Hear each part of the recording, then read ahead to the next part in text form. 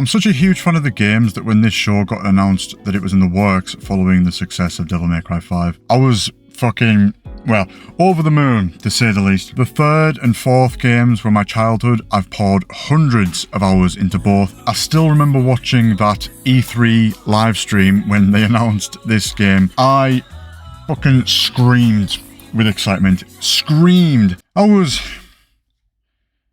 young and naive. It was the last time I remember ever feeling happiness. But when the initial teaser trailer dropped, then the news that the original Dante voice actor wouldn't be used, then further trailers showing it's clearly not building off existing canon, I was like, what's even the fucking point? Why revive the original timeline with Devil May Cry 5? Just to fuck it off again. So I just kind of ignored the show, and my suspicions were basically confirmed by the odd YouTube thumbnail I'd see proclaiming that, you know, what a horrible adaptation, yada yada yada. Then the other day, I'm just scrolling through Netflix and I think, fuck it, it's only 8 episodes. And it was a bit weird at first, definitely jarring to detach Johnny's voice from Nero. For those who aren't aware, this guy, Ruben Langford, plays Dante in the games, and this guy plays Nero in the games. For the anime, they took the voice actor for Nero and got him to play Dante. So for someone big into the games, it's just odd, for lack of a better word, but at least they gave it to someone who's related to the games, I guess. I don't even care to look into it, to be honest. I think Ruben was posting some, like, dumbass anti-vax shit, maybe some racially insensitive stuff, but I don't know, separating art from the artist and all that jazz, you know. I mean, I there's a point, I get that, but Dante just doesn't really feel like Dante without Ruben's voice. So the fact that they went a different direction with this show, the fact that it is a different canon, like a new timeline, I think that is complemented by the changes to Dante's persona, origins, and obviously his voice. He's still basically the same guy we know and love. This is just clearly much earlier on in his demon slaying career than we ever see in the games, as he's much less competent and frankly gets his ass handed to him way more than he should, but you know, we'll get to that later. The upside to this is I love seeing a story start at the beginning. I love seeing a character's growth. Dante still has so much room to grow going forward that I can't even be mad at a few of the silly power scaling bits here and there. Video game Dante and, well, all the video game characters from this series in general are so unbelievably strong to the point that it's actually comical. To transfer that to a non-interactive piece of media, well, basically he would just thrash everyone and everything, and that's no fun really. I'm sure there's a way around it. There's probably a way it could have been done better, but I'm just not that bothered about the way this show presents Dante's power and how different it is now. And talking of presentation in terms of actual, you know, theatrics, animation, visuals, etc, etc, this show hits all the fucking marks. I fucking love hectic animated fight scenes where you can actually tell what's going on, which limbs are doing what, and you know, it's not just a blurry, jumbled, repeating mess. I remember specifically complimenting Attack on Titan for the same thing. I'd say this is on the same level of animation as that. I love the art style. I always loved the slightly darker, more gothic art direction of the games, and those games are like rooted in like grunge and metal. The soundtracks are much heavier in the games. This show is more like nu metal. It features a lot of that on the soundtrack.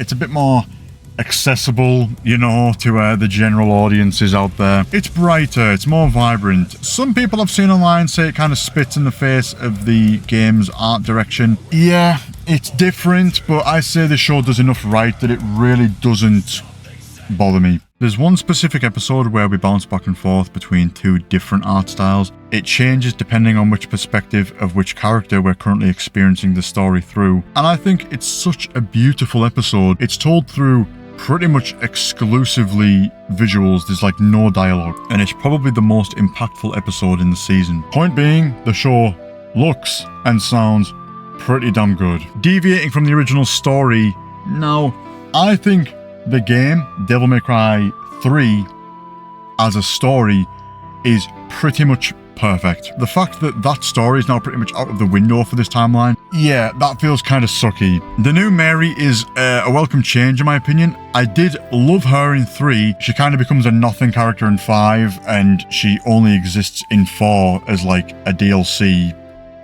addition. I've seen people online complain that she swears too much in this show. Like, who gives a fuck? You know what I mean? I love the new design, the armor, love that she can handle herself. Not that she couldn't in the games. No, I don't think she should be getting the upper hand against Dante as much as she does. Like, there's no reality in which she should ever be able to evade Dante here for more than like 2 seconds. That is if we're going off the games. I need to get that into my head, the fact that this is a new continuity. Clearly, the demons aren't as strong as they were in the games. And you know what? That's fine, man. That's fine. It's a change that honestly probably needed to be made to some extent for this version of the story to work. Dante shouldn't be sidelined as much as he is. He is kind of made a fool out of sometimes, but have faith. I believe he'll come to his own the next season. That beautiful episode with the contrasting art styles where we're shown the White Rabbit's origin is genuinely enough to get you on his side and feel his rage. The fact that he's technically human and yet perseveres, contrasting with Arkham's descent from humanity to demonhood, we see the rabbit's ascent from humanity. He transcends it, albeit it does lead to the same cruel fate. I do think that is a beautiful parallel that is really well done. I also think the rabbit is a good original character. I don't understand people's beef with the rabbit, I really don't. His motivations are a little muddled when you sit and ponder too long. He wants to save the demons, so he's willing to just like kind of sacrifice them and kind of destroy the world in the process. It's the age-old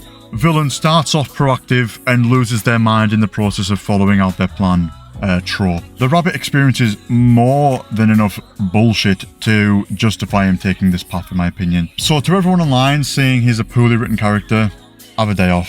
You know what I mean? Fucking blah, blah, blah. And what's so stinking about it? I genuinely just don't understand. This show is a refreshing rebrand with simply fucking awesome music. Like, the soundtrack is fucking bonkers, man. It has returning characters, returning likenesses, and plenty new. It pays homage to the original series while trying to reinvent itself enough to actually justify its own existence. See, the only reality where this show succeeding is a bad thing is if it erases the original timeline and it inhibits our chance of getting another game some point soon. But in terms of Devil May Cry content, to me, the more the merrier. Do you know what I mean? It's been fucking... holy shit, it's been 8 years since Devil May Cry 5 come out.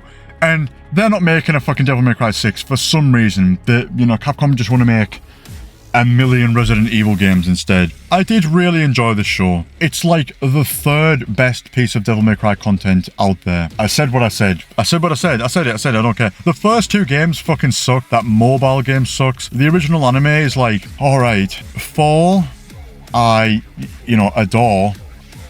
However, okay. It's admittedly quite rushed, and the story isn't anything groundbreaking, but the combat is fucking spectacular. 3 and 5 are both genuine masterpieces with some of the greatest video game soundtracks, the best boss fights to ever be put to the medium. This show sits right here. It's just fun. It's genuinely just so fucking fun. And spoiler alert, but you shouldn't even really be this far into the video if you haven't watched the show anyway. That ending, the Storm himself. It felt like watching that E3 stream all over again, man. Remove your preconceptions of what you wanted the show to be, which will undeniably be based off of what already exists, which you're not unjustified for wanting that, obviously, but just try to appreciate the new version of these characters that we already love. And appreciate the fact that there's clearly a lot of love put into this, even if they've kind of nerfed Dante, even if some of the other characters kind of steal the spotlight. Mary stole the spotlight in 3 anyway. She's an amazingly well-written character in that game. Dante is too, of course. Much more complex there than we do see in the show, I think. But I believe we'll see more of Dante's emotional complexity with